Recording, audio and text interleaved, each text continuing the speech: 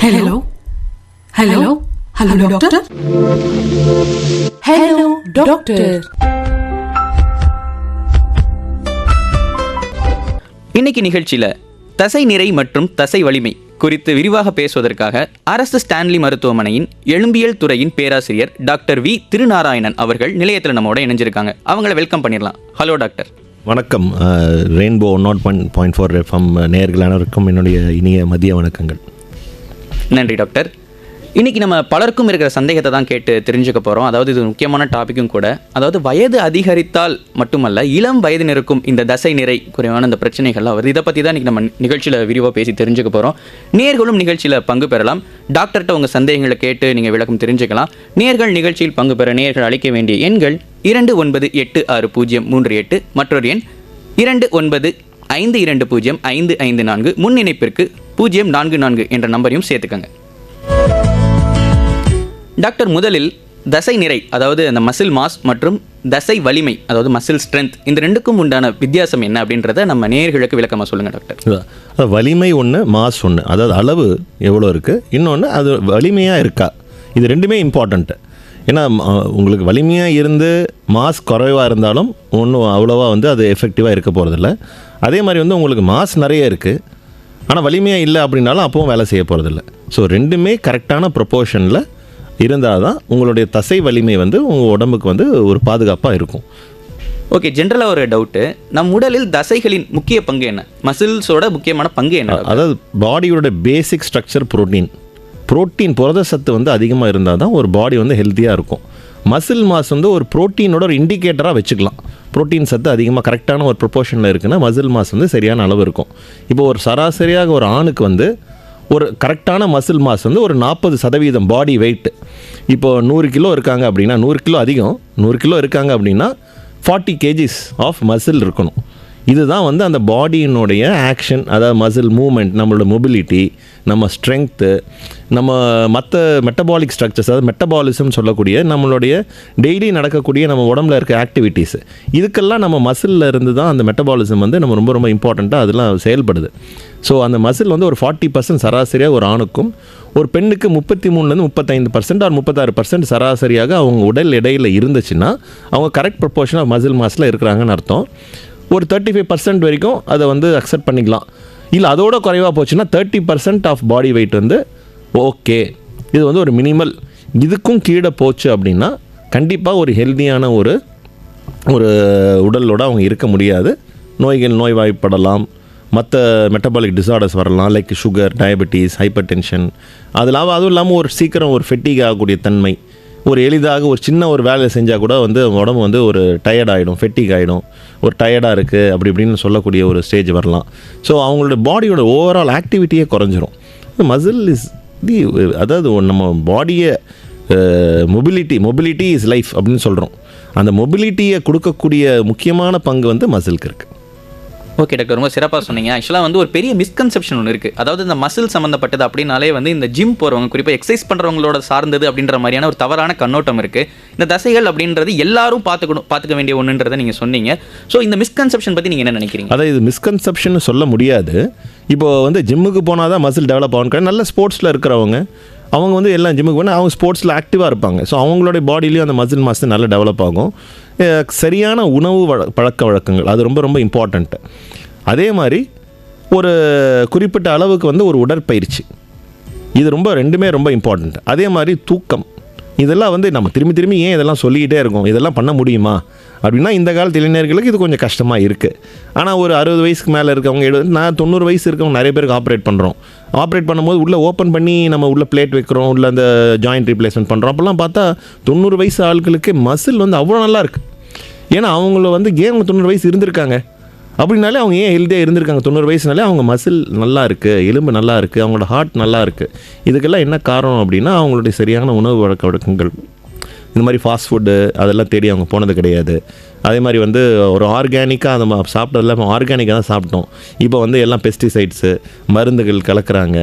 அது இல்லாமல் ஒரு ஈஸியாக இருக்குது, உட்கார்ந்த இடத்துல நமக்கு நிறைய வேலை செய்ய வேண்டிய ஒரு சூழ்நிலையில் இருக்கும். அது தவறுன்னு சொல்ல முடியாது. உட்காந்து செய்ய வேண்டிய வேலைகள் ஐடியில் இருக்கிறவங்க அவங்களாம் கொஞ்சம் உட்காந்து நீங்கள் உட்காந்துக்கிட்டே இருக்கும்போது உங்களோட மசில் ஆக்டிவாக இருக்கணும். மசிலை வந்து நீங்கள் எவ்வளோ ஆக்டிவிட்டி கொடுக்குறீங்களோ, ஏன் அதனால தான் ஜிம்முக்கு போகிறாங்க அப்படின்னா, மசிலை நீங்கள் ஆக்டிவேட் பண்ணும்போது மசில் வில் க்ரோ. ஒரே ஒரு டைனமிக் ஸ்ட்ரக்சர் பாடியில், எலும்பு வளராது, நம்ம வளர போகிறது கிடையாது. மசில் மட்டும்தான் will increase in girth, will increase in number. ரெண்டுமே நடக்கக்கூடிய ஒரே ஒரு ஸ்ட்ரக்சர் பாடியில் வந்து ஒரு எதுவுமே கிடையாது மசிலை தவிர. ஸோ இந்த தசைகளை பேணி பாதுகாக்க வேண்டிய கடமை எல்லாருக்கும் இருக்குது, இந்த ஜிம் போகிறவங்க அப்படின்றது மட்டும் ஒரு மிஸ்கன்செப்ஷன் சொல்லி நீங்கள் தெரியப்படுத்திட்டீங்க. இப்போ நம்ம குறிப்பாக இன்றைக்கி பேச போகிற டாப்பிக்கே வந்து இந்த தசை நிறை குறைபாடு அப்படின்றது சமீப காலமாக இருந்துட்டு வருது. அது ஏன் நிலவுது? அதற்கு வயது மட்டும்தான் காரணமா? வயதாக கண்டிப்பாக மசில் மாஸ் குறையும். அது வந்து நேச்சுரல். அது வந்து நம்ம வந்து பாடியில் வந்து அந்த மெட்டபாலிசம் மாறும்போது மசில் மாஸ் வந்து கொஞ்சம் குறையும். இப்போ சில ஹார்மோனல் சேஞ்சஸ் வந்து மசில் மாஸ் வந்து டிஃப்ரெண்ட்டாக இன்க்ரீஸ். மேலுக்கு வந்து டெஸ்டோஸ்டிரான் ஹார்மோன் வந்து நிறைய இருக்கும். அவங்களுக்கு வந்து இயற்கையாகவே அந்த மசில் மாஸ் வந்து டெவலப் ஆனோன்னா அந்த டெஸ்டோஸ்டிரான் இருந்தால் தான் அந்த அளவுக்கு மசில் மாஸை வந்து நீங்கள் ப்ரொடியூஸ் பண்ண முடியும். இப்போ ஜிம்முக்கே போனால் கூட மேலுக்கு வந்து அந்த அளவு மசில் டெவலப்மெண்ட் நல்லாயிருக்கும்.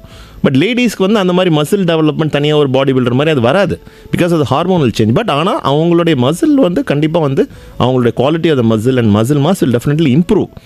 நாட் அந்த ஒரு ஆணுக்கு அளவுக்கான ஒரு இன்க்ரீஸ் ஆகலைனாலும் ஆகும். ஸோ ஏஜ் ஒன்று டெஃபினட்டாக போஸ்ட் மெனபாசல் விமன் அவங்களுக்கும் வந்து கண்டிப்பாக வந்து மசில் மாஸ் வந்து குறையும். ஏன்னா அது ஹார்மோனல் சேஞ்ச் மாறும்போது அவங்களுக்கும் வந்து அந்த மசில் மாஸ் கண்டிப்பாக குறையும். இன்னொன்று யங்ஸ்டர்ஸ்க்கும் இப்போ வந்து நம்ம செக் பண்ணி பார்க்கும்போது ஒபிசிட்டி, அதாவது வந்து உடல் எடை வந்து அதிகமாக இருக்காங்க நிறைய பேர். ஸோ ஃபேட் டெபாசிஷன் அதிகமாக இருக்கும்போது நீங்கள் இதை ப்ரொப்போர்ஷனாக தான் எடுக்கிறோம் நம்ம. இப்போ போன் எவ்வளோ, ஃபேட் எவ்வளோ, மசில் எவ்வளோ. அப்போ ஃபேட் கண்டென்ட் அதிகமாகும்போது மசிலோட ப்ரொப்போர்ஷன் குறையுதில்ல. அப்போ அந்த 35%ன்றது 30% ஆயிடுது. ஃபேட் அதிகமாகும்போது இந்த பர்சன்ட் குறைஞ்சிக்கிட்டே வருது. ஸோ இந்த ஒரு பேலன்ஸ். அதுவும் இல்லாமல் மற்ற நிறைய சுகர் வந்து பார்த்திங்கன்னா கொஞ்சம் யங் ஏஜ்லேயே சுகர் வருது. சுகர் பேஷண்ட்ஸுக்கும் வந்து கரெக்டான ஒரு நம்ம அந்த பக்குவமாக நம்ம மசில் வந்து நம்ம பாதுகாக்கலைன்னா மசில் மாஸ் வந்து கண்டிப்பாக குறையும். ஓகே டாக்டர், முதல் நேர் ஒருத்தர் இணைஞ்சிருக்காங்க, அவங்களோட சந்தேகங்கள் என்னன்னு கேட்டு தெரிஞ்சுக்கலாம். வணக்கம் ரெயின்போ. வணக்கம். ஹலோ, வணக்கம். வணக்கம் சார், யாருங்கிறது பேசுறது? நான் சந்திரசேகர் பேசுறேன், வேலூர் மாவட்டம் காட்பாடியிலிருந்து. வணக்கம் சார், உங்க சந்தேகங்களை டாக்டர்கிட்ட கேட்கலாம். டாக்டர், எனக்கு 2 கேள்விகள். இந்த மசில்ல சில பேருக்கு இந்த கிராம்ஸ் மாதிரி ஏற்படுது இல்ல, அந்த மசில் கிராம்ஸ் ஏற்படுவதற்கு என்ன காரணம்? அது வந்தது அப்படின்னா என்ன மாதிரியான விஷயங்கள் பண்ணணும்? அது என்னுடைய முதல் கேள்வி. ரெண்டாவது வந்து நிறைய பேருக்கு வந்து இந்த இப்ப ஜிம் பத்தி பேச ஆரம்பிச்சோம், அதுல வந்து இந்த புரோட்டீன் பவுடர் அப்படிங்கிற மாதிரி எடுத்து அந்த மசில் பில்ட் பண்றேன் அப்படின்லாம் பண்றாங்க. ஸோ அது வந்து அட்வர்ஸ் எஃபெக்டும் கொடுக்கும், ஒரு அளவுக்கு மேல புரோட்டீன் பவுடர் இன்டேக்லாம் அப்படிங்கிறாங்க. ஸோ மசில் இயல்பாகவே பில்ட் பண்ணோம் அப்படின்னு நினைக்கக்கூடிய ஆண்களுக்கு என்ன மாதிரியான விஷயங்கள்லாம் பண்ணல? இல்லை, ரெண்டுமே வந்து ரொம்ப அருமையான கேள்வி. நம்ம நேர் சந்திரசேகர் சார் வந்து ஆக்சுவலாக நான் அடிக்கடி காரில் வந்து 104 எப்போ கேட்பேன். அதில் சாரோட வாய்ஸ் அடிக்கடி கேட்டிருக்கேன். சரிங்களா? ஏன்னா நிறைய அடிக்கடி நீங்கள் வந்து நிகழ்ச்சியில் வந்து இணைஞ்சிருக்கீங்க, நல்லா தெரியும் எனக்கு. உங்கள் வாய்ஸ் நல்லா தெளிவாக தெரியுது. நீங்கள் பேசுறதுக்கு முன்னாடி உங்கள் பேர் எனக்கு தெரியும். சரிங்களா? ஸோ இன்னொன்று வந்து நீங்கள் கேட்ட 2 கேள்வி ரொம்ப நல்ல கேள்வி. அதான் மசில் பில்டிங்க்கு வந்து புரோட்டீன் வந்து கண்டிப்பாக தேவை. சரிங்களா? இப்போ ஒரு சராசரி ஒரு ஆணுக்கு வந்து ஒரு எக்ஸசைஸ்லாம் பண்ணலை, நார்மலாக தான் அவங்க டெய்லி ஆக்டிவிட்டீஸில் தான் இருக்காங்கன்னா 1 கிராம் ஆஃப் ப்ரோட்டீன் அவங்க பாடி வெயிட். இப்போ நீங்கள் 80 கிலோ இருக்கீங்கன்னா 80 கிராம் நீங்கள் ப்ரோட்டீன் எடுக்கணும். அப்போ தான் நீங்கள் உங்களுடைய அந்த மசில் மாஸை சஸ்டைன் பண்ண முடியும். நார்மல் பாடியோட ஆக்டிவிட்டி, மசிலுக்கு மெட்டபாலிசம்க்கு உங்களுடைய இயற்கையாக உங்களுக்கு தேவையான சத்துக்கள் வந்து கிடைக்கணும்னா நீங்கள் 80 கிராம் ப்ரோட்டீன் 80 கிலோ இருந்தால் எடுக்கணும். இப்போ ஒரு மீடியமாக லெவல் ஆஃப் எக்ஸசைஸ், இப்போ ஸ்போர்ட்ஸில் இருக்காங்க, ஒரு மீடியம் லெவல் ஆஃப் ஜிம் பண்ணுறாங்கன்னா ஒரு 1.5 கிராம் ஆஃப் ப்ரோட்டீன் எடுக்கணும். அப்போ 120 கிராம் ஆஃப் ப்ரோட்டீன் ஆகிடுது. இப்போ நீங்கள் நல்ல எக்ஸசைஸ் பண்ணி ரொம்ப ஹெவி ஜிம்மிங்லாம் பார்த்தீங்கன்னா 2 கிராம்ஸ் பர் ப்ரோட்டீன் எடுப்பாங்க. ஸோ 80 கிலோ ஒரு ஆண் வந்து 160 கிராம் ப்ரோட்டீன் எடுக்கணும். இதில் வந்து இந்த ப்ரோட்டீன் பவுடரில் நிறைய தரங்கள் இருக்குது, நிறைய டைப்ஸ் இருக்குது. அதில் வே ப்ரோட்டீன் ஒன்று இருக்குது, ஐசோலேட்னு ஒன்று இருக்குது. அதாவது வேல ஐசோலேட், அதாவது மில்கை வந்து நம்ம எடுத்துகிட்ட அப்புறம் அதில் இருக்கிற அந்த கேசின் பவுடரை வந்து ஐசோலேட்டுன்னு சொல்லுவோம் தனியாக. அதனால் ஒன்றும் தவறு கிடையாது. ஆனால் ஒரு மருத்துவரை அணுகி இதெல்லாம் நான் எடுத்துக்கலாமா? ஏன்னா பேசிக்காக உங்களோட கிரியாட்டின் லெவலில் இருக்குது, உங்களுடைய கிட்னி ஃபங்க்ஷன்லாம் நார்மலாக இருக்கா, உங்களுக்கு எதோ சுகர் எதுவும் இருக்கா, இதெல்லாம் செக் பண்ணிவிட்டு இது வந்து ஐசோலேட் எடுக்கலாம். இன்னொன்று ஐசோலேட்டில் தரம் பார்க்கணும், எந்த கம்பெனி, எந்த பிராண்டு, இதில் எவ்வளோ மற்ற லூசின் எவ்வளோ இருக்குது, இதில் அடிஷ்னல் இன்னும் சுகர் எதுவும் ஆட் பண்ணியிருக்காங்களா, ஆர்டிஃபிஷியல் சுகர்ஸ் ஆட் பண்ணியிருக்காங்களா, இல்லை மற்ற இந்த ப்ரோட்டீன் உடைய ரேஷியோ எவ்வளோ இருக்குது, லூசின், ஐசோலூசின், அந்த மாதிரி நிறைய எசென்ஷியல் அமினோ ஆசிட்ஸ்ன்னு இருக்குது. எசென்ஷியல் அமினோ ஆசிட்னா நம்ம பாடியால் அந்த அமினோ ஆசிடை தயாரிக்க முடியாது. ஒரு 20 அமினோ ஆசிடில் ப்ரோட்டீனில் 20 தான். அதில் 20 அமினோ ஆசிட் தான் புரோட்டீன். அந்த 20ல் 10 வந்து நம்ம பாடியால் ப்ரொடியூஸ் பண்ண முடியாது. These are called essential amino acids. அந்த எசென்ஷியல் அமினோ ஆசிட்ஸ் நம்ம உணவில் தான் எடுத்துக்க முடியும். அது கம்மியாக இருந்துச்சுனாலும் உங்களுடைய ப்ரோட்டீன், அதை நான் சொன்னேன், ப்ரோட்டீனுடைய மாஸ் இம்பார்ட்டண்ட்டு, குவாலிட்டியும் இம்பார்ட்டண்ட்டு. மாஸ் இருக்கும் பட் குவாலிட்டி இருக்காது.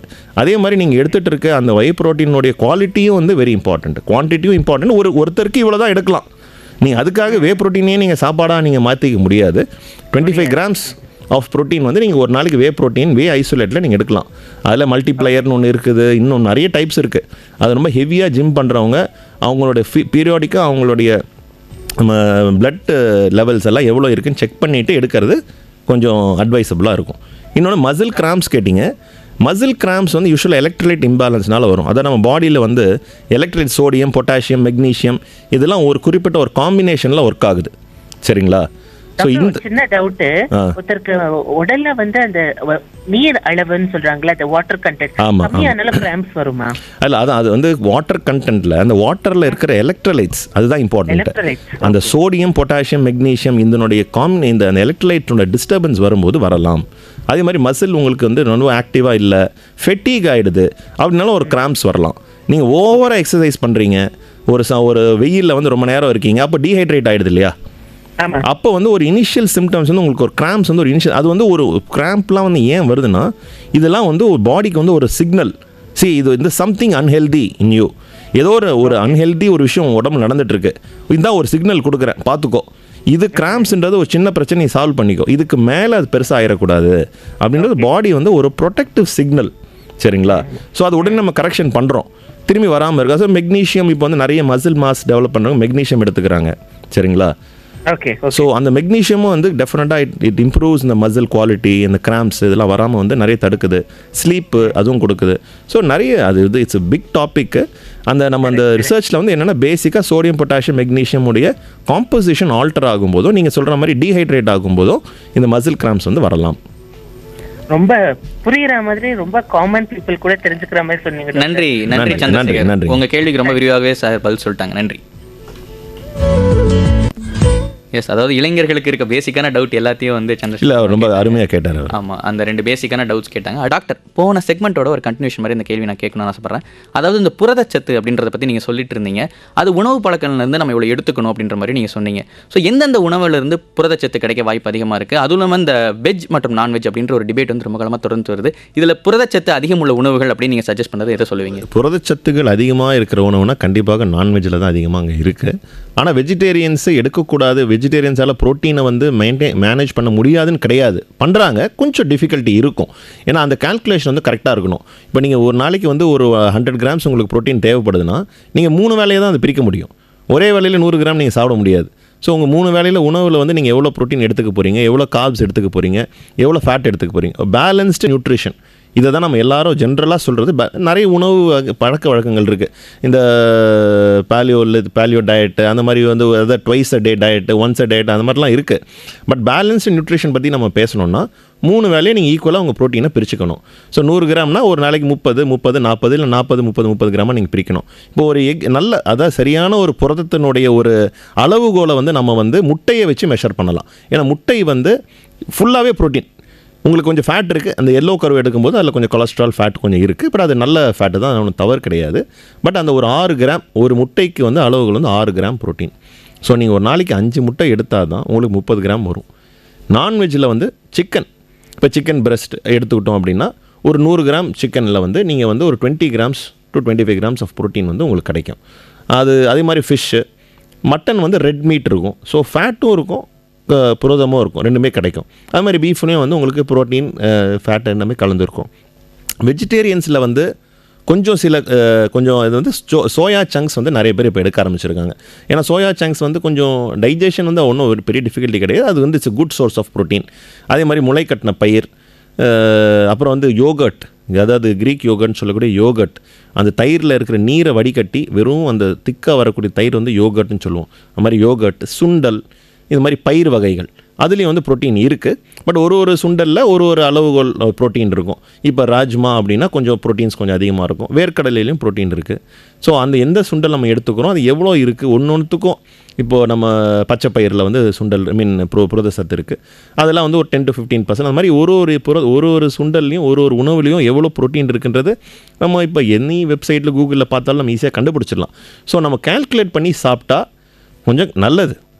இது வந்து ரொம்ப கஷ்டம். ஆனால் எல்லாருமே நீங்கள் பார்த்தீங்கன்னா ஓவராலாக வந்து ப்ரோட்டீன் டிப்ரைவ்டாக தான் இருப்போம். அதாவது ப்ரோட்டீன் சத்து நம்ம ஒரு நாளைக்கு நமக்கு தேவையான அளவு புரத சத்து எடுத்துக்கிறோமா அப்படின்னா நம்ம சவுத் இந்தியன் டயட்டில் கண்டிப்பாக கம்மியாக தான் இருக்கும். நீங்கள் சவுத் இந்தியன் டயட் பொறுத்தவரை ரொம்ப கம்மியாக இருக்கும். கண்டிப்பாக கம்மியாக தான் இருக்கும். ஓகே.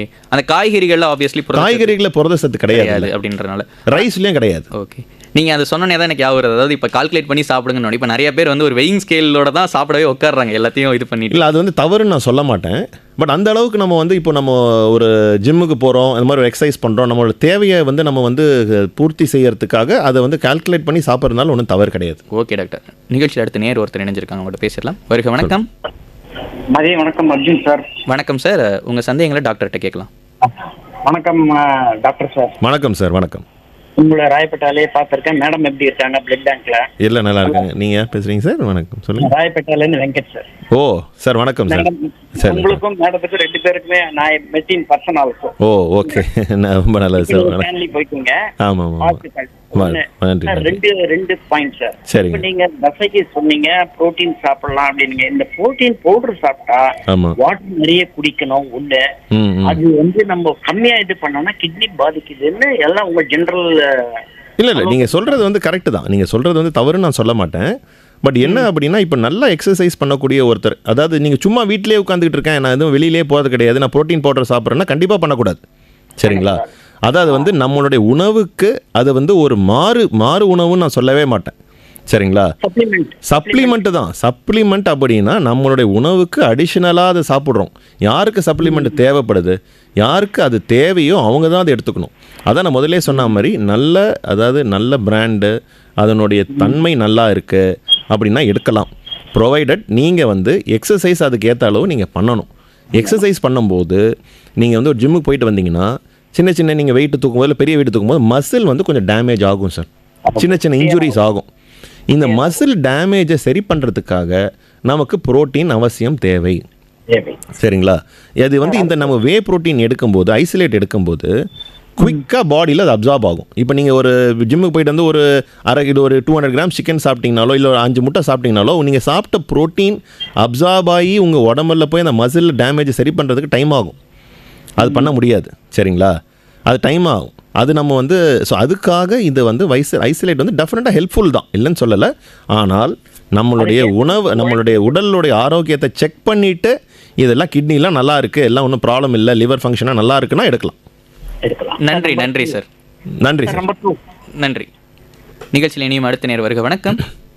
வணக்கம், ராஜலட்சுமி வெஸ்ட் மாம்பலத்துல இருந்து பேசுறேன். வணக்கம் அம்மா. உங்க சந்தேகங்களை டாக்டர்கிட்ட கேட்கலாம். வணக்கம் டாக்டர். வணக்கம்மா சொல்லுங்க. இந்த சியா பேப்பர்ல போட்டு இருந்தது, அந்த சியா விதை சாப்பிட்டா நல்லதுன்னுட்டு, அது வந்து நான் அந்த நைட்டுக்கு ஒரு 1/2 ஸ்பூன் அளவு தண்ணியில ஊற வச்சு காட்டால பல்லு வளர்க்கனதும் உடனே அந்த தண்ணி ஒரு டம்ளர் தண்ணி ஆக்கி குடிக்கிறாரு. அது மாதிரி குடிக்கலாமா? இல்லை, அதில் ஒன்றும் தவறு கிடையாது. ஆனால் பேசிக்காக நான் வந்து இங்கே வந்து நியூட்ரிஷன், அதாவது நம்மளுடைய உணவு பழக்க வழக்கங்கள் பற்றி நான் பேச வரலம்மா. நான் வந்து நம்ம தசையினுடைய முக்கியத்துவம் பற்றி பேச வந்தேன். அந்த தசைக்கு வந்து புரத சத்து வந்து முக்கியம். ஸோ அது உணவில் எடுத்துக்கோங்கன்னு சொல்கிறதுக்காக தான் நான் இங்கே வந்தேன். சியா சீட்ஸ் எடுக்கிறதுனால ஒன்றும் தவறு கிடையாது. அது வந்து அதில் சில நன்மைகள்லாம் இருக்குது. அத மாதிரி குடிக்கலாமா? குடிக்கலாம். நீங்க குடிக்கலாம். குடிச்சிட்டு ஒரு 1/2 அன் அவர் கழிச்சு வெறும் பால் மட்டும் குடிப்பேன், சர்க்கரை எல்லாம் போட. அதெல்லாம் ஒன்றும் தவறு ஒன்றும் இல்லை. நன்றி. நிகழ்ச்சியில் இனி அடுத்த நேர் வருக. வணக்கம். வணக்கம் சார். வணக்கம் சார். உங்க சந்தேகங்களை டாக்டர்கிட்ட கேட்கலாம். வணக்கம் டாக்டர். வணக்கம். சொல்லுங்க. நான் சண்முகத்துல பேசுறேன். சொல்லுங்க சார். நாங்க வந்து கடை வச்சிருக்கோம் டாக்டர். கடையில இருந்து அதிகமான உழைப்புகள்லாம் இருக்குது. ஓகே. இப்போ ரொம்ப நாளா நீண்ட நாளா நான் கடை வச்சிருந்தனால இப்ப வந்து எனக்கு வயசு 62 ஆகுது. சரி. இப்ப முதல்ல இருக்கிற உடம்பு மாதிரி இப்ப உழைக்க முடியல. காலையில எழுந்திரிச்சு கடை தந்தாதான் உடம்பு டயர்ட் ஆகுது. சரி. ரொம்ப நேரம் இருந்தாலே ரொம்ப ஒரு மாதிரி ஆயிடுது. புரியுது. அதாவது உங்களுக்கு வந்து சீக்கிரம் வந்து அலர்ச்சி ஆகிடுது, உடல் அலர்ச்சி சீக்கிரம் வருதுன்னு சொல்றீங்க இல்லையா? ஏன்னா 62 வயசு வந்து ஒன்றும் அதிகமான வயசு இல்லை சார். நல்லா உழைச்சவங்களுக்கு 62 வயசுல ஒன்றும் அதிகமான வயசுல நான் சொல்லவே மாட்டேன் நான். இல்லை, நீங்கள் கொஞ்சம் சில பிளட் டெஸ்ட்லாம் பண்ணி பார்த்துருங்க சரிங்களா? ஏதாவது ஒரு டெஃபிஷியன்சி இருக்கும், அதாவது வைட்டமின் டி டெஃபிஷியன்சி இருக்கலாம், குறைபாடு இருக்கலாம் சரிங்களா? இல்லை கால்சியமோட குறைபாடு கொஞ்சம் கம்மியாக இருக்கலாம். யூஸ்வலாக இந்த ஏஜில் வந்து வைட்டமின் டி குறைபாடு கொஞ்சம் கம்மி. ஏன்னா நீங்கள் கடையிலே இருக்கிறதுனால வெயிலே பார்க்க மாட்டீங்க. வெயிலுக்கு நல்லா போனால் தான் உடம்புல வந்து வைட்டமின் டி வந்து ஃபார்ம் ஆகும். வைட்டமின் டி வந்து எல்லா வைட்டமின் டி கால்சியம், மசில் வந்து ஒர்க் ஆகுது, சதை ஒர்க் ஆகுதுனாலே அது கால்சியம் இருந்தால் தான் ஒர்க் ஆகும் சரிங்களா? இல்லை, அது உங்களுக்கு சுகர் இல்லாமல் இருக்கலாம், பட் ஆனால் வைட்டமின் குறைபாடுகள் இருக்கலாம், கண்டிப்பாக இருக்கலாம். வைட்டமின் குறைபாடு எவ்வளோ இருக்குன்னு பாருங்கள். அது மாதிரி உடம்புல வந்து சில புரத சத்துக்கள் எவ்வளோ இருக்குன்னு பார்க்கணும்னா டெக்ஸா ஸ்கேன் ஒன்று எடுக்கணும். அந்த டெக்ஸா ஸ்கேன் எடுத்தால் நம்ம உடலில் வந்து என்னென்ன தனித்தனியாக பிரித்து கொடுத்துரும். புரோட்டீன் சத்து எவ்வளோ இருக்குது, எலும்பில் வந்து எவ்வளோ சத்து இருக்குது, இது எல்லாமே கொடுக்கும் சரிங்களா? அது வேணால் பேசிக்காக ஒரு டெஸ்ட் பண்ணி பார்த்துக்கலாம். காய்கறிகளை சொல்லுங்க டாக்டர். அதாவது நான் அதான் சொல்கிறேன், இது வந்து உணவு பழக்க வழக்கங்களை சொல்கிறதுக்கான இது. ஆமாம் சார், இது குறிப்பாக வந்து அந்த தசை பற்றின கேள்விகள் தான். உணவு பழக்க வழக்கங்கள் வந்து நம்ம வேற ஒரு நிகழ்ச்சியில் பேசலாம். உங்கள் சந்தேகம் தீர்ந்ததா? நன்றி சார். நன்றி நன்றி. நன்றி. எஸ், நேர்கள் அவங்களோட அது ரொம்ப உழைக்கிறோம், அதால் என்னால் எடுத்து இது பண்ண முடியல அப்படின்ற மாதிரி ஒரு இதோட கேட்டார். ஆனால் நீங்கள் சிறப்பான பதில் கொடுத்தீங்க. அடுத்து ஒரு நேர் இணைஞ்சிருக்காங்க, உங்கள்கிட்ட பேசிடலாம். வருக. வணக்கம். வணக்கம். ஹலோ. வணக்கம். வணக்கம்மா, சொல்லுங்க. யார் எங்க இருந்து பேசுறா? பெருங்குல இருந்து வள்ளி பேசுறேன் சார். டாக்டர் பேசுறேங்க. உங்க சந்தேகங்கள டாக்டர்ட்ட கேட்கலாமா? சார் வணக்கம் சார். வணக்கம்மா சொல்லுங்க. சதை பிடிப்புன்றாங்களா, அப்படின்னா என்னங்க சார்? சதை பிடிப்பு அப்படின்றது நீங்கள் ஏதாவது ஒரு வெயிட்டு தூக்கும் போது ஏதாவது முதுகு பிடிச்சிருக்கலாம் சரிங்களா? இல்லை கால் வந்து ஸ்லிப் ஆகி ஏதாவது அந்த மாதிரி சின்ன அடிப்படும் போது சதை வந்து, அதாவது என்னென்னா இப்போ கையில் எப்படி உங்களுக்கு ஒரு அடிப்படுது இல்லையா? இப்போ ஒரு கையில் ஒரு பிளேடை வச்சு வெட்டிட்டிங்கன்னா கையில் தோல் கிழிஞ்சிருது இல்லையா? அதே மாதிரி நீங்கள் வந்து ஏதோ ஒரு ஹெவி வெயிட்டு தூக்கும் போதோ, இல்லை நீங்கள் வந்து வேகமாக ஏதோ ஓடும்போதோ கொள்ளும்போதோ அந்த சதையையும் கொஞ்சம் ஒரு சின்ன ஒரு டேர் ஆகலாம் சரிங்களா? சதை நாரும் கிழியலாம். அதுதான் சதைப்பிடிப்புன்னு நம்ம சொல்கிறோம். சின்ன சின்ன சதைப்பிடிப்புகள் நார்மலாக சரியாயிரும் சரிங்களா? இல்லை பெருசாக மசில் வந்து கொஞ்சம் பெருசாக டேர் ஆகிருக்கு அப்படின்னா அதுக்கு வந்து நம்ம வந்து வைத்தியம் செய்ய வேண்டியிருக்கலாம், கட்டுப்போட வேண்டியிருக்கலாம், இல்லை வந்து அதுக்கான. சரிம்மா. வணக்கம். ரெயின்போ. ஹலோ. வணக்கம். வணக்கம். சந்திரன் பேசுகிறேன் சார்.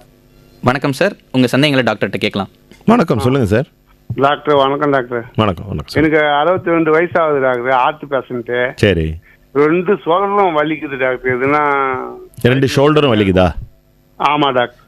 அதான் இப்போ என்னென்னா, இது வந்து 2 ஷோல்டர் வலி காரணங்கள் வந்து நிறைய இருக்கலாங்க சரியா?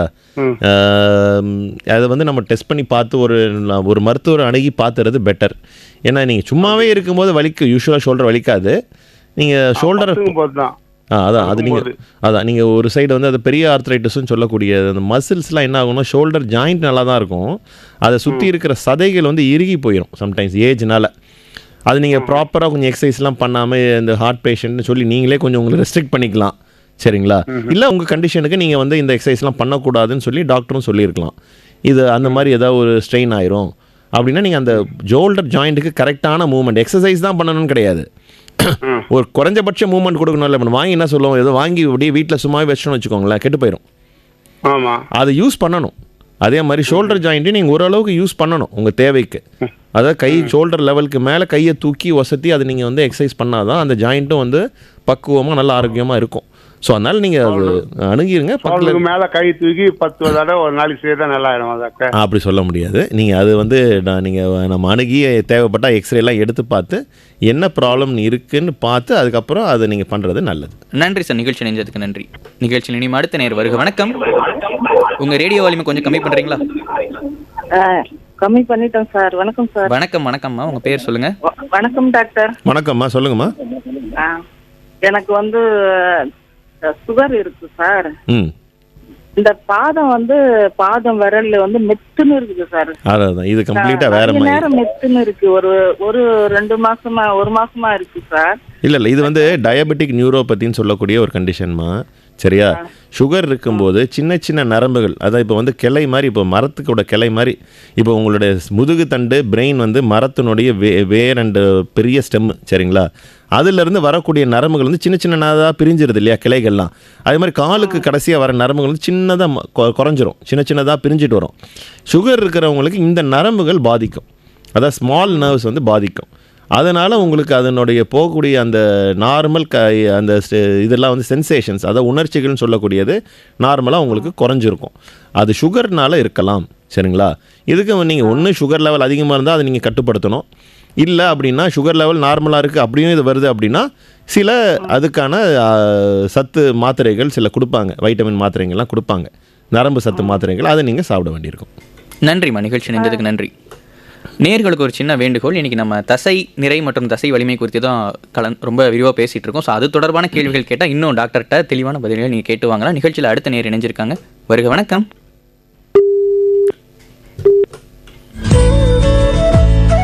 எஸ், அவங்க இணைப்பில் இருந்து போயிட்டாங்க. இப்போ எனக்கு ஒரு சந்தேகம், அதாவது நீங்கள் எலும்பியல் நிபுணரும் கூட, ஸோ எலும்பு தசை இந்த ரெண்டு எப்படி காம்ப்ளிமெண்ட் பண்ண? அதாவது சதையும் எலும்பும் போல அப்படின்னு சொல்லி தான் நம்ம வந்து பழமொழியே இருக்குது. இதை விட்டால் அது கிடையாது, அது விட்டால் இது கிடையாது. எலும்பை வந்து நகர்த்தக்கூடிய ஒரு ஆர்கன் தான் வந்து மஸ்குலர் ஆர்கன். நம்ம சொல்லும் போது மஸ்குலோ ஸ்கெலிட்டல் சிஸ்டம் தான் சொல்லுவோம், மசில் சிஸ்டம் ஸ்கெலிட்டல் சிஸ்டம் சொல்ல மாட்டோம், மஸ்குலோ ஸ்கெலிட்டல் சிஸ்டம். அதாவது சதையும் எலும்பும் ஒன்றோட இருந்தால் தான், ரெண்டுமே ஒன்றோட ஒன்று ஒரு இணை பிரியாமல் இருந்து ரெண்டுமே வேலை செஞ்சால் தான் நம்ம வந்து நம்மளுடைய மசிலோடைய ஆக்டிவிட்டி எலும்பு மூலமாக தான் வருது. அது மாதிரி எலும்பு வந்து மசில் இல்லாமல் வேலையே செய்யாது. ஸோ ரெண்டுமே ஒன்றோட ஒன்று பின்னி பிணைந்தது தான். ஓகே, அந்த இலக்கிய ரெஃபரன்ஸும் சொன்னீங்க, எலும்பும் தசையும் போல ரொம்ப அருமையாக இருந்தது டாக்டர். நிகழ்ச்சியில் அடுத்த நேர் யாருன்னு பார்த்துடலாம். வருக, வணக்கம். வணக்கம். ஹலோ, வணக்கம் சார். வணக்கம் சார், யார் எங்கிறது பேசுறது? சேலம்பாக்கத்துலேருந்து ராஜா பேசுகிறேன் சார். வணக்கம் சார், உங்கள் கேள்விகளை டாக்டர்கிட்ட கேட்கலாம். வணக்கம் சார், சொல்லுங்கள். என்னன்னா, பாதாம் முந்திரி அந்த மாதிரி ஐட்டம் எல்லாம் சாப்பிடலாமா சார்? நிறைய சார், எதுவுமே வந்து உணவு எதுவுமே வந்து அளவுக்கு மீறினால் அமிர்தமும் நஞ்சுன்னு தான் சொல்கிறாங்க, சரிங்களா? நார்மலாக பாதாம் வந்து நாங்கள் டெய்லியே 2 சாப்பிடுவோம். அதனால் ஒன்றும் தவறே இல்லை சார், 2 சாப்பிட்றதுனால ஒன்றும் தவறே இல்லை. கீரை வகைகள் ஏதாவது சாப்பிடலாமா சார்? எல்லாமே சாப்பிடலாம் சார். நீங்கள் கீரை வகைகள் இதெல்லாம் நன்மை தானே, நன்றது தானே, கண்டிப்பாக சாப்பிடலாம். கீரை டெய்லி சாப்பிடலாம். நன்றி நன்றி சார், நன்றி. நிகழ்ச்சியில் இனி அடுத்த நேர் வருக, வணக்கம். ஹலோ, வணக்கம். வணக்கம், ஆவடியிலிருந்து ராணி பேசுறேன். வணக்கம்மா, உங்க சந்தேகங்களை டாக்டர்கிட்ட கேட்கலாம். வணக்கம் டாக்டர். டாக்டர், என்னோட பையன் வந்து இந்த ஐடி கம்பெனில ஒர்க் பண்றான், 28 வயசு ஆகுது. ஆனா எந்த ஒர்க் முடிச்ச உடனேயும் கழுத்து இப்படி பண்றான், கேட்டா கழுத்து வலிக்குது அப்படின்னு சொல்றான். அது எதனால? ரொம்ப ஸ்ட்ரெயின் பண்றதுனாலயா டாக்டர்? அதாவது நீங்க ஐடி ஃபீல்டு, நீங்களே வந்து என் கேள்விக்கான பதிலும் சொல்லிட்டீங்க, சரிங்களா? உட்காந்துக்கிட்டே வேலை செய்யும் போது கழுத்துக்கு வந்து ஒரே பொசிஷனில் அந்த கழுத்தை வந்து வச்சுக்கிட்டே இருக்கும்போது மசில் வந்து ஃபிட்டிங், அதை அதாவது கழுத்தும் வந்து மசிலில் தான் வேலை செய்யுது, சரிங்களா? கழுத்தை நீங்கள் குனிஞ்சி நிமிடுறீங்க அப்படின்னா அதுக்கு என்ன தேவைப்படுது உங்களுக்கு? அதுக்கும் சதை தேவைப்படுது இல்லையா? ஸோ அந்த சதையை மட்டும் இவங்க அதிகமாக வேலை செஞ்சுக்கிட்டே இருப்பாங்க. கை காலுக்கு ஆக்டிவிட்டி கொடுக்காம கழுத்துக்கே ஆக்டிவிட்டி கொடுத்துட்டே இருந்தீங்கன்னா கழுத்தில் இருக்க மசில் வந்து அலர்ச்சி அடைஞ்சிடும், அதாவது ஃபெட்டிக் ஆயிரும். ஃபெட்டிக்ன்றது நம்ம உடம்புல எப்படி அது காமிக்கும் அப்படின்னா, ஒரு பெயின், இரிட்டேஷன், அந்த இடத்துல வந்து ஒரு சின்ன அப்படியே கழுத்தில் கொஞ்சம் கொஞ்சமாக மூவ் பண்ணால் கொஞ்சம் நல்லா இருக்கிற மாதிரி ஒரு ஃபீலிங். ஸோ இதை வந்து அவங்க பேசிக்காக போஸ்டர் ஆல்ட்ரு பண்ணணும், கழுத்துக்கான ஸ்ட்ரெங்தனிங்கான சில எக்ஸசைஸ்லாம் பண்ணணும். 28 வயசு தான் ஆகுது, அவங்க அந்த லேர்ன் பண்ணிக்கணும். இப்போ 8 மணி நேரம் வேலை செய்கிறவங்க இன்னும் ப்ரொமோஷன் ஆகி அடுத்த லெவல் போகும்போது 10 மணி நேரம் 12 மணி நேரம் வேலை செய்வாங்க. ஸோ அதுக்கு அவங்கள தயார்படுத்திக்கிறதுக்கு அந்த மசில்கான சொல்லுங்க. புரோட்டீன் வந்து எக் எடுக்கலாம்ல, அது வந்து பொரிச்சு ஃபார்ம்ல எடுக்கலாம். நீங்க வந்து எக் வந்து எந்த ஃபார்ம்ல வேணா எடுத்துக்கலாமா, அதுல ஒன்றும் தவறே கிடையாது. எந்த ஃபார்ம்ல வேணா எடுக்கலாம். பச்சையா எடுத்தா சில வைட்டமின்கள் குறையும், அவ்வளவுதான், சரிங்களா? அதை நீங்க எந்த ஃபார்ம்ல வேணா எடுக்கலாம். நன்றி நன்றிமா, நன்றி. நல்லா சொன்னீங்க, நன்றி நன்றி நன்றி. நிகழ்ச்சியில் இனி அடுத்த நேர் வருக, வணக்கம். வணக்கம் ரெயின்போ. ஹலோ, வணக்கம் சார், யார் எங்க இருந்து பேசுறது? வணக்கம் சார், குட் ஆஃப்டர்நூன் சார். வணக்கம் சார், சொல்லுங்க. என் ஒய்ஃப்க்கு வந்து இந்த மேல கால் இருக்குல்ல சார், அவர் டயபெட்டிக் சார். அவங்க ஓகே 10 இயர்ஸ் டயபெட்டிக்கா இருக்காங்க. சரி. அவங்களுக்கு வந்து இந்த கால் வந்து எரிச்சல் இருக்கு சொல்றாங்க. அதான் அதுக்கு முன்னாடி இப்போ பண்ண நேரம் அதே தான் கேட்டாங்க. அது வந்து டயபெட்டிக் நியூரோபதி சம்மந்தப்பட்ட விஷயங்கள், அது நரம்பு சம்மந்தப்பட்ட ஒரு ப்ராப்ளம், சதையாக இருக்க வாய்ப்பு இல்லை. ஸோ அதுக்கான டயபெட்டிக்ஸ் கண்ட்ரோலும் நரம்பு சம்மந்தப்பட்ட அந்த சத்து மாத்திரைகளும் நீங்கள் கண்டிப்பாக உங்கள் மருத்துவரை அணுகி அதை வந்து நீங்கள் பண்ணிக்கோங்க. நன்றி நன்றி. நிகழ்ச்சியில் இனியும் அடுத்த நேர். வணக்கம் ரெயின்போ. வணக்கம் சார், நான் விஸ்வநாதன் ஃப்ரம் குடியாத்தம். வணக்கம் சார். உங்கள் கேள்விகளே டாக்டர்கிட்ட கேட்கலாம் சார். சார், இப்போ சதை உள்ள டயர் ஆகுது, கிழியுதுன்னு அப்படின்னு சொல்றீங்க. லேசா கிழிஞ்சா அதுவே சரியாயிடுன்னு சொல்றீங்க. சரியாயிடும். பட் பாதிப்பு அதிகமா இருந்ததுன்னா நமக்கு என்ன மாதிரி சிம்டம் தெரியும் சார் வெளியில? அதாவது ஒரு தோல் கிழிஞ்சா கூட நமக்கு வலி வரும் இல்லையா சார்? ஆமாம். சதைன்றது ஒரு பெரிய ஸ்ட்ரக்சர், சரிங்களா? சதை கிழிஞ்சுதான் கண்டிப்பாக வலியெல்லாம் இல்லாமல் இருக்கவே இருக்காது. சிவியர் பெயின் இருக்கும். இன்னொன்று வீக்கம் வரலாம், அந்த ஏரியாவை சுற்றி ஒரு வீக்கம் இருக்கலாம், ஒரு ரணம் இருக்கலாம், சரிங்களா? நீங்கள் அந்த சதையை வச்சு செய்யக்கூடிய வேலைகளை உங்களால் செய்ய முடியாமல் இருக்கலாம், இல்லைங்களா? ஸோ ஃபங்க்ஷனல் டிசபிலிட்டி, ஸோ இதெல்லாம் கண்டிப்பாக இருக்கும். இது வந்து நாளடைவில் ஒரு சின்னதாக தான் இருக்குது அப்படின்னா நீங்கள் வந்து ஒரு ஐஸ் வைக்கிறதோ இல்லை சின்ன சின்ன மாத்திரைகள் சாப்பிட்டு கொஞ்சம் அந்த ஏரியாவுக்கு ரெஸ்ட்டு கொடுத்தா யூஸ்வலாக சரியாயிரும். ஆனால் ரொம்ப பெருசாக டயர் ஆகிருக்கு அப்படின்னா கண்டிப்பாக அது வந்து சரி பண்ண வேண்டிய சூழ்நிலை வரலாம், ஆப்ரேஷனும் பண்ண வேண்டி இருக்கலாம். அது வந்து நம்ம எவ்வளோ தூரம் அது எந்த இடத்துல கிழிஞ்சு இருக்குன்றதை வச்சு அதுக்கேற்ற மாதிரி தான் நம்ம டிசைட் பண்ண முடியும். நல்லது சார், தேங்க்யூ வெரி மச். நன்றி நன்றி நன்றி டாக்டர். நான் நிகழ்ச்சியோட முதலே ஒரு கேள்வி கேட்டிருந்தேன். இன்றைய காலகட்டத்தில் இளைஞர்கள் மத்தியில் வந்து இந்த தசை நிறை குறைபாடுன்றது அதிகமாக இருக்குது. அது எந்தெந்த காரணங்கள் அப்படின்றது நீங்கள் சொன்னீங்க. மேலும் அதாவது இப்போ இந்த உணவு பழக்கங்கள் போக வேறு எந்தெந்த பழக்கங்களால் இது வந்து இழக்கக்கூடிய வாய்ப்பு இருக்குது? அதாவது நீங்கள் ஸ்ட்ரென்த் ட்ரைனிங் பண்ணால் அது வளரும்னு சொல்கிறீங்க, ஆனால் எது பண்ணால் அது இருக்கதும் போயிடும் அப்படின்றத வந்து நீங்கள் இல்லை எது பண்ணால் போயிடும்னு கிடையாது. தவறான பழக்க வழக்கங்கள் இருந்தால் கண்டிப்பாக சரி செய்ய வேண்டியிருக்கும். தவறான பழக்க வழக்கங்கள்லாம் என்னென்னு எல்லாருக்கும் தெரியும். ஸோ அந்த மாதிரி இருந்தால் அதை வந்து கண்டிப்பாக அதிலிருந்து வெளியில் வரணும். அதை வந்து கண்டிப்பாக வந்து தடுத்து நிறுத்திடுறது ஒன்று நல்லது. இன்னொன்று இப்போ ஜிம் கல்ச்சர் இருக்குது. ஸோ இளைஞர்கள் வந்து நம்ம அவங்க சொல்கிற மாதிரி ஐடி இதெல்லாம் இருக்கிறதுனால காலேஜ் ஸ்டூடெண்ட்ஸ், ஐடி ஸ்டூடெண்ட்ஸ் நிறைய பேர் ஜிம்முக்கு போகிறாங்க. அது ஒரு நல்ல பழக்க வழக்கம் அது. ஏன்னா அது வந்து விளையாட்டு, இப்போ சில பேர் வந்து நல்ல ஸ்போர்ட்ஸில் இருப்பாங்க. டெய்லியும் நான் பேட்மிண்டன் விளையாடுறேன் சார், டெய்லி ஸ்விம்மிங் போயிடுறேன் சார், சைக்கிள் எடுத்துகிட்டு இங்கேருந்து ஒரு 100 கிலோமீட்டர் போகிறது, அந்த மாதிரிலாம் நிறைய நல்ல ஒரு நம்ம அதாவது விளையாட்டு திறனை அதிகப்படுத்தக்கூடிய நிறைய நமக்கான ஃபெசிலிட்டிஸும் நிறைய இருக்குது. இப்போ சென்னை எடுத்திங்கன்னா பிக்கிள் பால் கோர்ட்ஸ் நிறைய வந்துருச்சு, பேட்மிண்டன் கோர்ட் இருக்குது, எல்லாமே ஜிம்ஸ் நிறைய இருக்குது. ஒரு சின்ன சின்ன ஏரியாலையும் எல்லா இடத்துலையும் ஜிம் இருக்குது. ஸோ இந்த மாதிரி பழக்க வழக்கங்களை வந்து சரியாக நம்ம உடம்புக்கு என்ன விளையாட்டோ இல்லை ஜிம்மோ நமக்கு எது கரெக்டாக இருக்குன்றத ஒரு பேசிக்காக ஒரு அசஸ் பண்ணிவிட்டு ஒரு ஸ்பெஷலிஸ்ட்டை கேட்டு அந்த மாதிரியான நல்ல எக்ஸசைஸ்லேயோ ஒரு ஸ்போர்ட்ஸ்லேயோ ஜாயின் பண்ணுறது கண்டிப்பாக எல்லாருக்கும் தேவை. ஸோ இந்த தசை நிறை இதை வந்து வளர்க்குறதுக்கு வந்து அது கண்டிப்பாக தேவை. Okay sir. சார் குறிப்பாக நீங்கள் நிகழ்ச்சியிலேயே சொன்னீங்க பெண்களுக்கு வந்து இந்த மசில் சார்பா இதில் வந்து அவங்க தனிப்பட்ட கவனம் செலுத்தணுமா? என்ன மாதிரியான விஷயங்கள் அவங்க செய்யணும்? இல்லை எல்லாருக்கும் அது ஆண் பெண்ணுக்கு வித்தியாசங்கள்லாம் கிடையாது, எல்லாருக்கும் ஈக்குவல் தான். என்னென்னா பாடி வெயிட்டில் 40% வந்து மேலுக்குன்னா ஒரு 5% கம்மியாக இருக்கும், லேடிஸ் 5 to 6% கம்மியாக இருக்கும், அவ்வளோதானே தவிர இது வந்து ஒன்றும் பெரிய வித்தியாசங்கள்லாம் கிடையாது. ஏன் லேடிஸும் நிறைய வந்து இப்போ ஸ்போர்ட்டிங் ஆக்டிவிட்டீஸு ஜிம்மில் நிறைய பேர் எல்லாரையும் பார்க்க முடியுது. ஆரோக்கியமான உணவு, ஒரு டெய்லி ஒரு அரை மணி நேரம் to 1 மணி நேரம் உடற்பயிற்சி, சரிங்களா? சரியான தூக்கம், ஸ்ட்ரெஸ்ஸை குறைக்கிறதுக்கு. அது ஸ்ட்ரெஸ் இல்லாமலாம் இருக்காது, எல்லாருக்குமே இப்போ ஸ்ட்ரெஸ். இப்போ அடுத்த 1 hour கழிச்சு அடுத்த ஆப்ரேஷன் எங்கே போகிறேன்னு எனக்கும் ஸ்ட்ரெஸ் இருக்குது, இந்த டிராஃபிக்கில் போனோன்னா எல்லாருக்கும் ஸ்ட்ரெஸ் இருக்குது. ஸோ ஸ்ட்ரெஸ் இல்லாமல் இருக்காது. ஸ்ட்ரெஸ்ஸும் வந்து கண்டிப்பாக வந்து உங்களுடைய மசிலினுடைய டெவலப்மெண்ட்டை கண்டிப்பாக குறைக்கும். ஏன்னா அது வந்து உங்களுடைய குளூக்கோகார்டிகாய்ட்ஸ், அதாவது ஸ்டீராய்ட் சைக்கிளை மாற்றிடும். ஸோ அந்த ஸ்டீராய்ட்ஸ் வந்து உங்களுக்கு அதே மாதிரி உணவு பழக்க வழக்கங்கள் வந்து ஒரு கரெக்டாக சரியாக இருக்கணும். அதாவது நீங்கள் 3 வேளை சாப்பிட்றீங்க அப்படின்னா நடுநடுவில் போயிட்டு ஒரு ஹெவி கார்போஹைட்ரேட் சாப்பிட்டிங்கன்னா உங்களோட இன்சுலின் செக்ரீஷன் வந்து அதிகமாகும். ஸோ இன்சுலின் செக்ரீஷன் வந்து சீராக இருக்கணும், திடீர்னு ஏற்ற இறக்கமாக இருக்கக்கூடாது. அந்த மாதிரி ஒரு ஹை பீக்குக்கு போய் திரும்பி குறைஞ்சிச்சின்னா அது டெஃபினட்டாக it will cause more damage. So அதாவது இன்சுலின் ரெசிஸ்டன்ஸ் அதெல்லாம் ரொம்ப நம்ம சப்ஜெக்ட்லாம் பேச வேண்டாம்.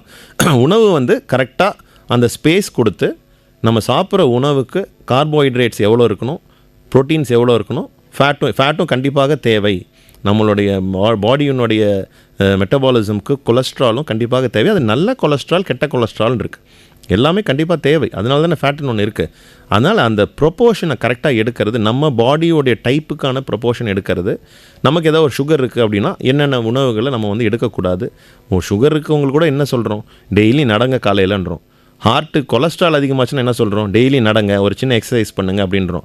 ஏன்னா இந்த நடைப்பயிற்சியோ இல்லை எக்ஸசைஸோ நம்மளுடைய உடம்புல இருக்கக்கூடிய அந்த டெய்லி ஆக்டிவிட்டீஸை சீர்படுத்தி அதை வந்து ஒரு சரியான நிலையில் வந்து கொண்டு வந்து நிறுத்தும் போது நம்ம மற்ற ஃபங்க்ஷன்ஸ், அதாவது ஏன் எதுனா ஹார்ட்டு, கிட்னி, லிவர் இதெல்லாம் டேமேஜ் ஆகாது. இதெல்லாம் முக்கியமான ஆர்கன்.